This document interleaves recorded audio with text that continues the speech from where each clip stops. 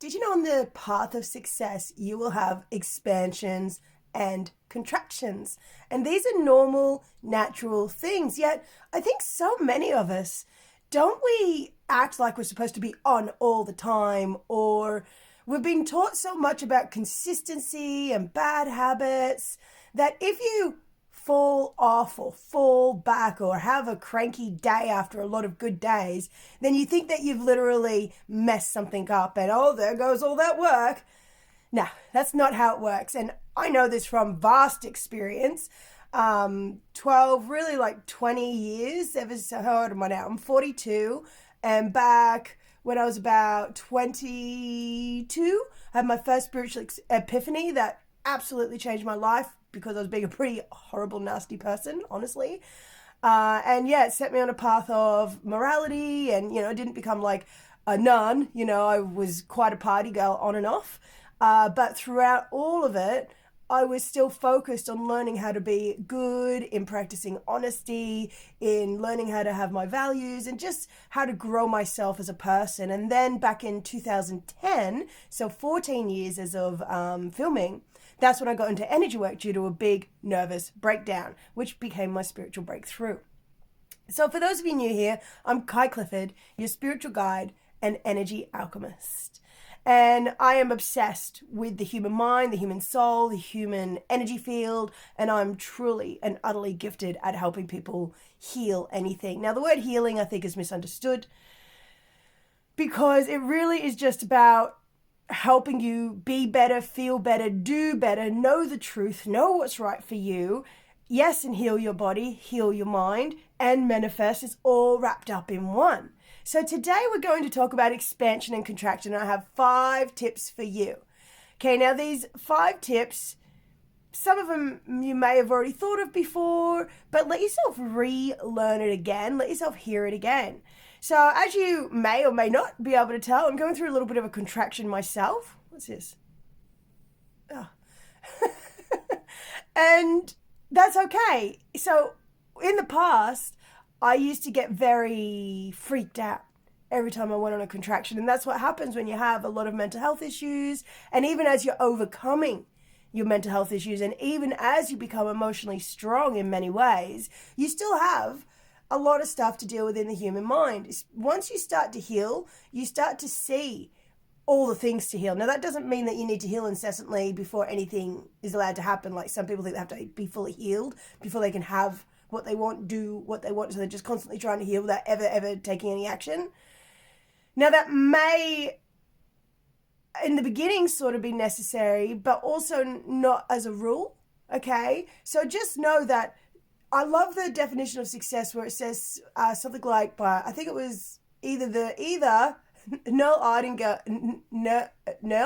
Earl Nightingale, who wrote The Strangest Secret, who I think Bob Proctor and Napoleon Hill listened to, or it was Napoleon Hill, who said something like, success is the gradual progression towards a worthy ideal, or the gradual realization of a worthy ideal. So what that means is, and as you know, Tony Robbins also talks about how the number one thing that makes us happy is progress. So even if you're still far away from your dreams and goals, if you're making some sort of progress towards them, you're going to be happy, right? Or at least a lot happier than when you're stuck in the mud.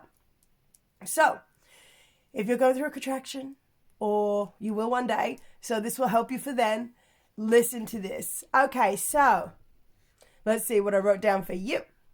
So yes, when it comes to success, everyone has expansions and contractions. Learn how to work with them because this is part of the balance in life. So balance isn't even. It's this internal rhythm, and not rhythm like music where it has to be like 4 beats or whatever it is.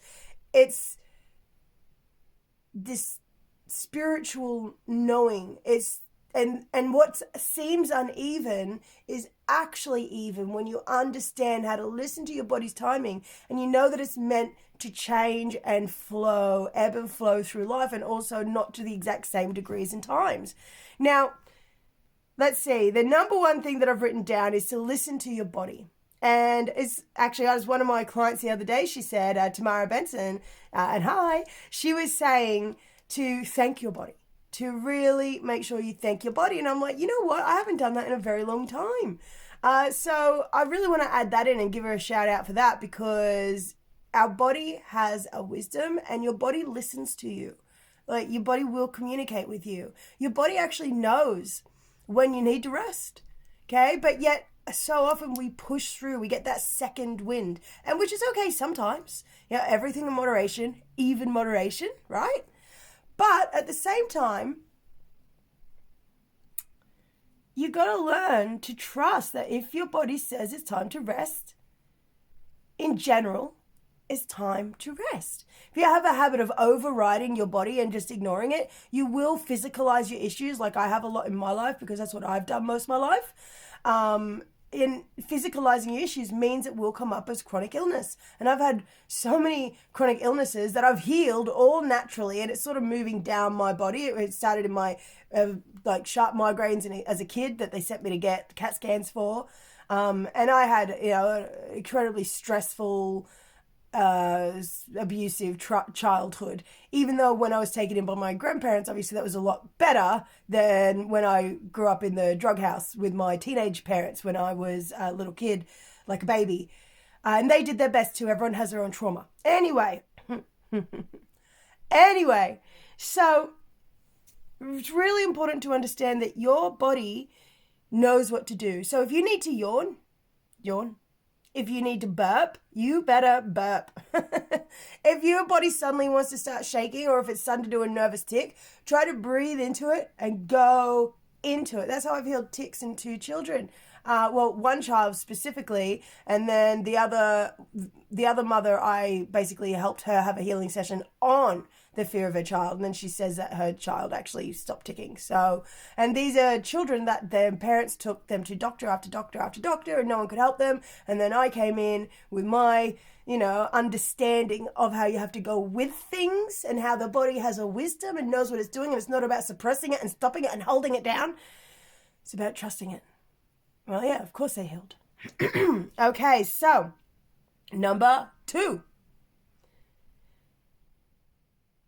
Prayer. Okay, so I grew up as an atheist. I grew up as someone who really thought God was stupid, because no wonder everyone's taking it so literally, and they're not practicing what they preach, and they're not understanding that the actual true teaching of the Bible, even though, yes, I believe it's been altered, and, some specific big key words have been changed so that this meaning sort of changed, and things taken out and things like that. So while that is also true, there are also beautiful, profound teachings in there, but it's all a metaphor. They're not talking about anything that it's talking about is not what it's talking about. It's a metaphor. It's all written in code. And so people misunderstand it greatly, and they get these crazy ideas. And so the real truth about the Bible is it's ultimately a teaching to bring you into a heavenly state and raise you up as a human into your divinity in this life, right here, right now, in this exact moment. It's understanding that heaven and hell are states of mind. And that's what it is. I always get it mixed up which way it is. Is it bring earth to heaven? I think earth has to go up to heaven, right? And what that means is that the heavenly state of bliss, of happiness, understanding, acceptance of good things happening doesn't come to you when you're complaining and saying, well, I'm being entitled and immature, thinking that it has to happen now, and not willing to pay the price of your desires and the things that you've done and the karma of it all. You have to be willing to take your mind and your energy, obviously, up to heaven, right? Up to the higher thoughts, up to forgiveness, up to belief. So when you understand this, it doesn't matter whether you grew up with God, which a lot of my clients have, and a lot of them have come to me with religious trauma to clear, which we have. We've deepened their connection with God. And a lot of clients have come to me believing in law of attraction, or the universe, or, sort of on the fence, or maybe all the way there now. But they come to me having grown up atheists, and atheists have a different type of trauma, which is feeling really alone in the universe and like they have to do everything. And that's how I grew up. And then I help my clients with atheism trauma to, clear that and again, connect to God or the creator, the divine. It really doesn't matter what you call it or how you see it so much, as long as you understand that it's loving, that it doesn't actually punish you. That's karma, cause and effect of your own free will, and it's actually built into the mechanism of the universe so that you can heal, because all evil will eventually burn itself out, and the lesson of the evil is inherent in the evil, right? So evil doesn't have to be criminal evil either. It could just be limitation, right? Because if you limit something, that's the opposite of life, which is for expansion and growth. And nothing ever actually dies. We just think it does in our realm. It just changes state, right? So the physical stuff will decay and it will turn back into source energy, back into the ether. And then with each incarnation and everything that grows and is created, it's infused with a level of consciousness from either whether it's just a chair or, a human being, which, we have the best of all the worlds because we're multidimensional and we can truly create with the power of the creator. Like, that's why karma happens. So that way, whatever we create, we can either use our rational mind, which is eating the apple in Eden, right? Or we can use trust in divinity, and which can be quite illogical and against what we think we want. Now, I'm a big one. I'm still learning how to recover from my self-will, right? Because there's self-will and then there's God's will, which, if you prefer to think of it, is the will of love. And love is an intelligence. Love is the language of the universe. So that's my preface for prayer. Now, some people like to think of affirmations and things like that. If you do affirmations, make sure you do it in the prayer format, which is, and actually I'd say if you do have, just humble yourself and let yourself understand that prayer and intentional, like praying to divine forces, it is the key. And even if you don't always feel the support immediately, even if you don't always feel like a connection, even if you don't always see the results, trust that there's maybe a holding pattern is happening because you're not ready to hold what you desire yet. You would mess it up. You would drop the ball. You would decay and dissolve and crumble. Or maybe there's something that you think you want that's actually not for your best and highest good, and so you're being redirected somewhere else. And until you detach and say, okay, well, either this or something better, then you can open up and see what's better. Okay, so with prayer, whichever words you like, you want to really drop into the inside of your body, because God, the divine, the creator, your higher self lives at the very center of your body. And so your higher self isn't up there. Higher in vibration, baby. Is higher in vibration. So you want to understand that you go deep into the center of your body. And yes, it's within you and around you, but everything around you is just you pushed out. So the universe, everyone has their own universe, and it's actually inside of us, like an actual real universe. And I know it's really hard to understand sometimes, but that's what it means when it's a mirror reality. So that's why when you change yourself on the inside, yes, a lot of the people in the world are actually real, but the thing is, there's multidimensional infinite versions of all of us.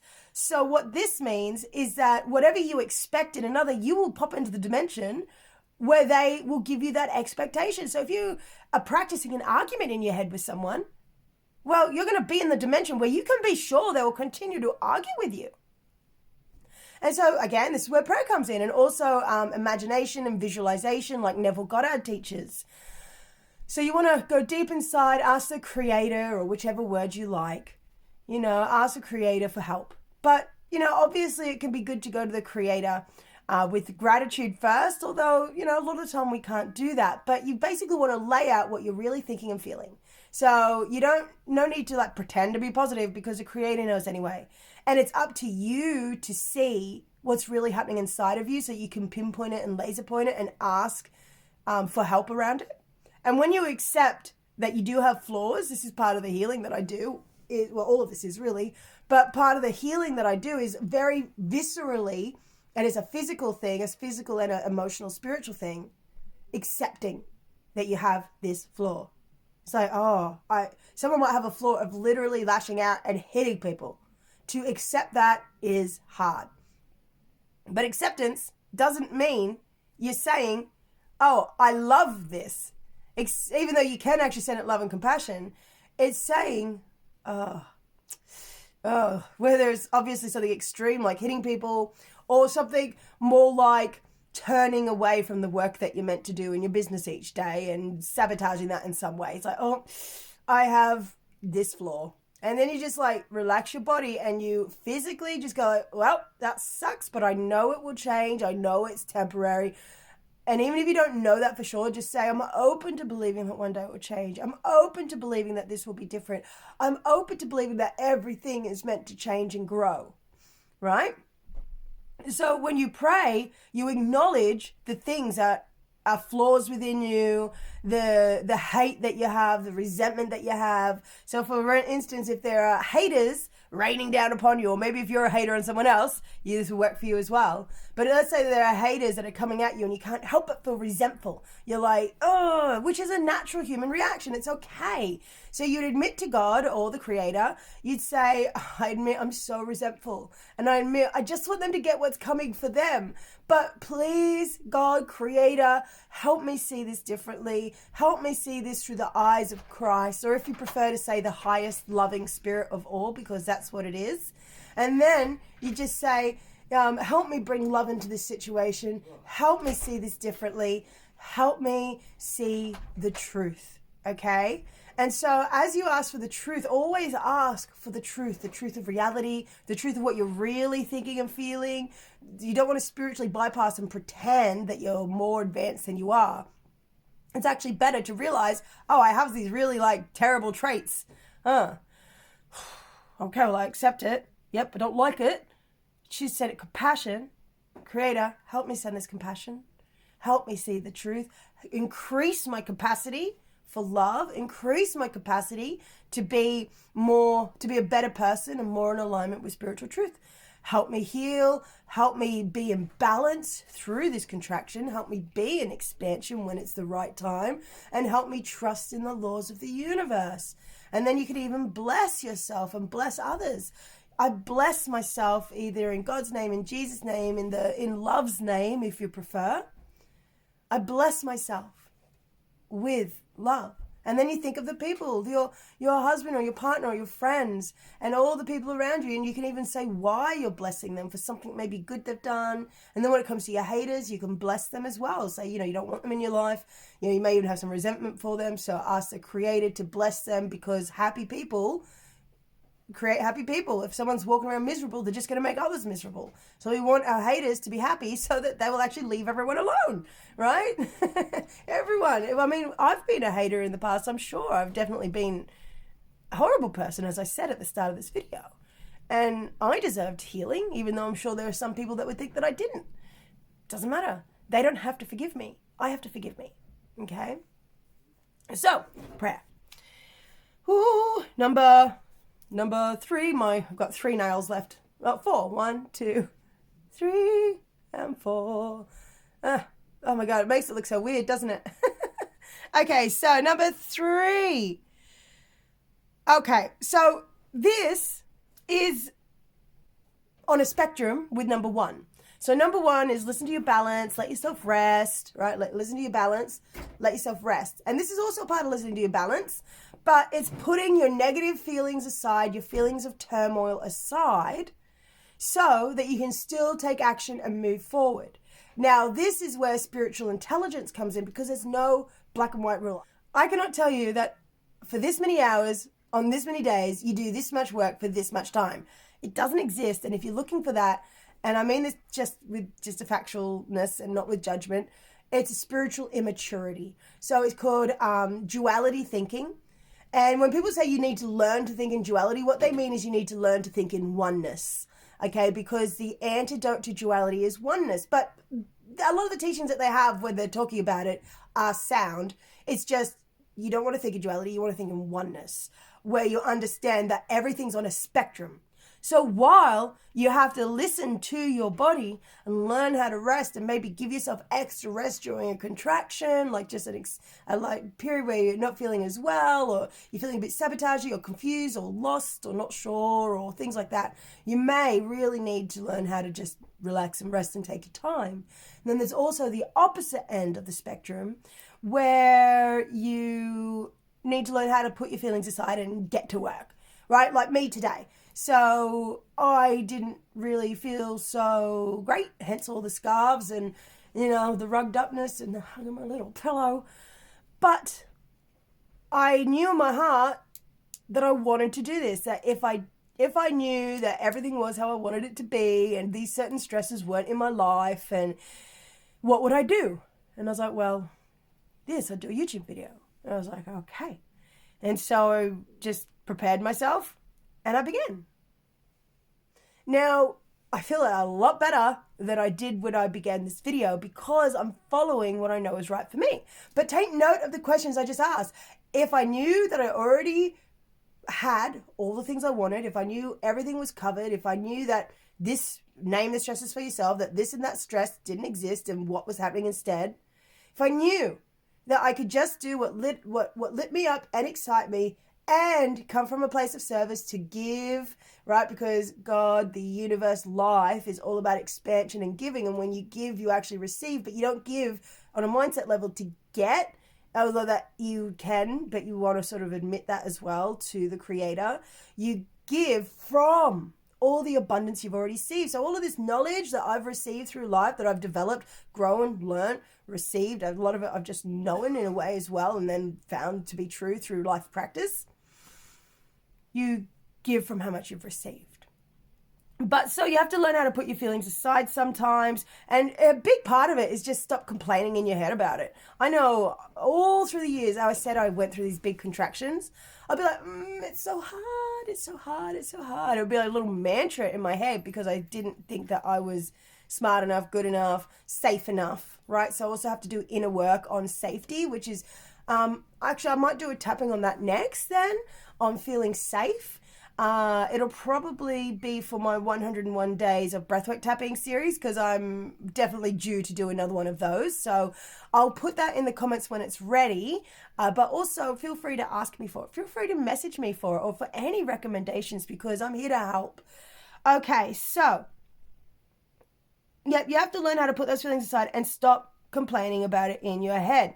It's actually thinking about it that makes it hard more than doing it. If you don't think about it too much, like you don't need your thoughts anywhere near as much as you think, and you just let yourself do the thing before having time to think about it, except for maybe intending about how good it will be, and I wrote down some little notes for this, right? But I didn't let myself sit there thinking, I feel like this, and I'm dressed up and rugged up in pajama stuff, and it's like, okay, so what? Get over it. And then finally on here, when it comes to putting your feelings aside, for the ADHD type brains and whatnot, although the truth is, I technically operate like that, but I don't identify with it much. And it's okay if you do. But for me, I've just never been into diagnoses and things like that. And I've learned how to work with my personality and not have shame or guilt about the way that I do it, so it doesn't really affect me much. Such as people who are affected by their ADHD or, whichever form of thinking it is, whether it's dyslexia, which both are actually gifts, but it's of the way you think. It's when you guilt yourself about the way that you think you're doing it wrong because you're not doing it like everyone says. So if you're not able to work for like long hours in a row and you want to do a project for a little bit and then go on to something else, if you're still living in the guilt and you haven't done the energy work to clear it, which is what I help my clients with, and on YouTube, obviously, then you're going to feel guilt and shame, and that's going to put you in a tailspin, and then your fears of not being able to do it come true because you're in too much guilt. You have to escape yourself, and you can't even face the thing you feel guilty about, like the project you're working on. So you want to give yourself permission to work in short bursts. I do suggest to reset your attention span once. So at least once. Some people say twice, but so you you're working, you start getting distracted. You just literally say, okay, I reset my attention span. Take a breath. And then you just keep going. Now what this means is that you sort of keep going until the next time that you get all fidgety. And then you can move on to the next thing. And your job is to trust and just know and let it be easy and not a whole big drama that you will come back to this, maybe later today, right? But you move on to something else for now and then let yourself come back to it when you're ready. Okay, so that is a whole thing. And if you can embrace that then so much will change in your life, right? But yeah, you do want to learn how to reset your attention span. And just as an extra tip, if you're the type of person that you do tasks and then you get like, oh, like a squirrel, and then you go to that, you can actually train yourself out of that to a point. It doesn't mean you have to stop it completely though. You simply like, I do that too, but if I'm, I do it in the middle of writing a sentence.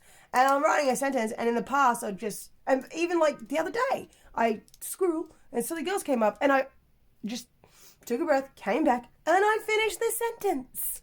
Okay, so if you're loading the dishwasher and you go, oh, but this needs to be done, say, okay, take a breath. And just finish the dishwasher. Don't be thinking of the next thing on purpose.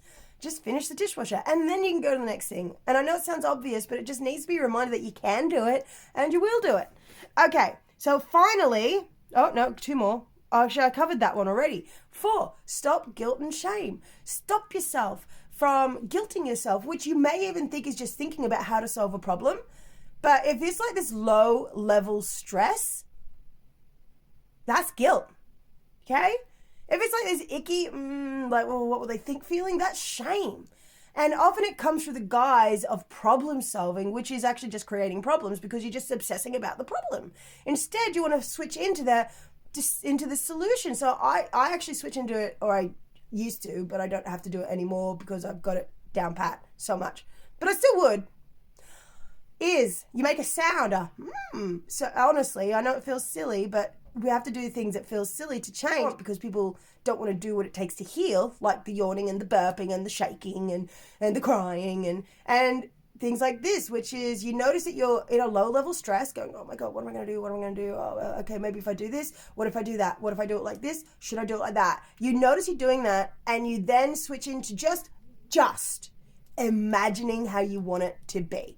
Just imagining what you prefer. And you do that with a noise. You catch yourself, you could say, oh, here I'm doing it again. What can I do instead? Better switch to the desire. You go, and like a little Skeksis from Dark Crystal, sort of. Oh, okay, instead I would actually like it to be working with ease and flow. And you might have to actually really lay it on thick because you're so used to thinking from the negative maybe. And even if you're a positive person, this will still be happening. So notice where you're doing it, that you're not even acknowledging it. And then switch into like, you're not problem solving mode, not like knowing everything to do.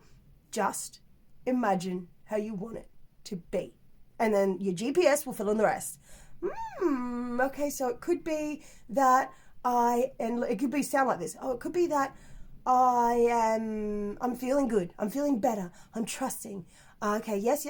Oh, the money's coming in. Oh, and it's coming in this way. Or, and like I'm feeling great in my relationship, and I'm feeling loved and adored, and da-da-da-da-da. And you just start imagining about what you want.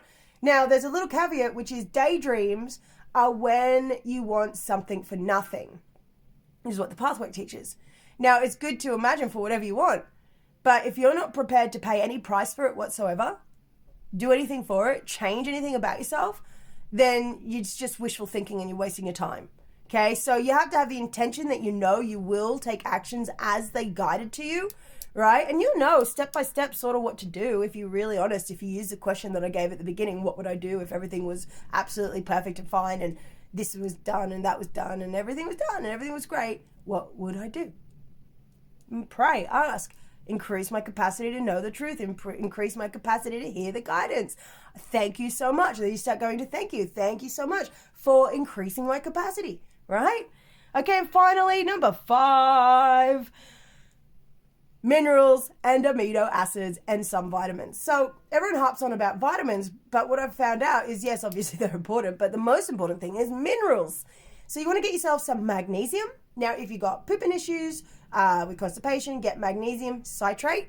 And by the way, maybe I should do a video on it, but if you eat like 3 to 5 magnesium citrate capsules, and you get a bowl of soft prunes and you cook them slow, really slow, don't boil them, cook them very slowly on the stove until they're very, very moist.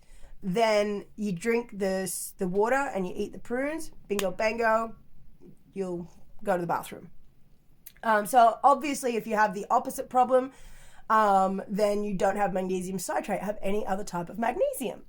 Also have magnesium, have zinc. Now, if you're having zinc for a long time, you also want to add in copper supplements.